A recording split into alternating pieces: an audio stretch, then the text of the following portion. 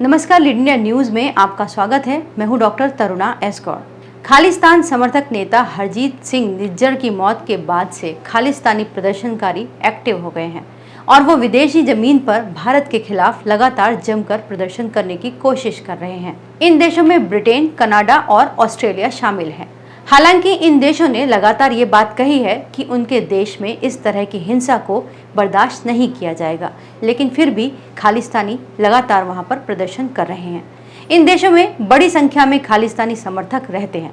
8 जुलाई को भी निज्जर की मौत को लेकर खालिस्तान समर्थकों ने लंदन में भारतीय दूतावास और टोरंटो में भारत के खिलाफ प्रदर्शन करने की कोशिश की, लेकिन उन्हें तब मुंह की खानी पड़ी जब विदेश में बसे भारतीयों ने इनके इरादे नाकाम कर दिए। धीरे धीरे नजारा ऐसा हो गया कि सड़क के एक तरफ खालिस्तानी समर्थक और दूसरी तरफ सैकड़ों भारतीय लोग तिरंगा झंडा हाथ में लेकर खड़े थे। खालिस्तानी समर्थक केवल 2-4 की संख्या में थे, जबकि भारत के समर्थक बड़ी संख्या में वहां मौजूद थे। निज्जर की मौत से बिलबिलाए खालिस्तानी समर्थकों का कहना है कि निज्जर की मौत के पीछे भारतीय एजेंसियों का हाथ है। निज्जर की मौत 18 जून को गोली लगने से हुई थी। इसके पहले भी खालिस्तान के बड़े नेताओं की संदिग्ध अवस्था में मौत हो चुकी है। 15 जून को खालिस्तानी लिबरेशन फोर्स यानी KLF के नेता अवतार सिंह खांडा की ब्रिटेन के बर्मिंघम के एक अस्पताल में मौत हो गई थी। उसके जहर देकर मारे जाने का संदेह सामने आया था। इसके अलावा 23 जनवरी को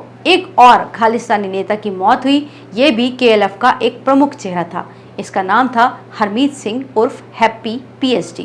इसकी हत्या लाहौर में कुछ लोकल गैंग्स के द्वारा की गई। इसी को लेकर खालिस्तानी समर्थक भड़के हुए हैं और भारत के खिलाफ प्रदर्शन की कोशिश कर रहे हैं। इन प्रदर्शनों में वो भारतीय एजेंसियों के खिलाफ कार्रवाई की मांग कर रहे हैं, क्योंकि उनका आरोप है ये सब भारतीय एजेंसियों ने किया है। और ये सब प्रदर्शन ब्रिटेन, कनाडा और ऑस्ट्रेलिया में हो रहे हैं। हालांकि कनाडा के प्रधानमंत्री जस्टिन ट्रूडो ने हिंसा पर सख्त एक्शन लेने की बात कही है। साथ ही साथ ब्रिटेन के विदेश मंत्री क्लेवर ली ने भी यही बात दोहराई है कि उनके देश में हिंसा को बर्दाश्त नहीं किया जाएगा। लेकिन फिर भी कहीं ना कहीं खालिस्तान को इस वक्त जानबूझकर हवा दी जा रही है।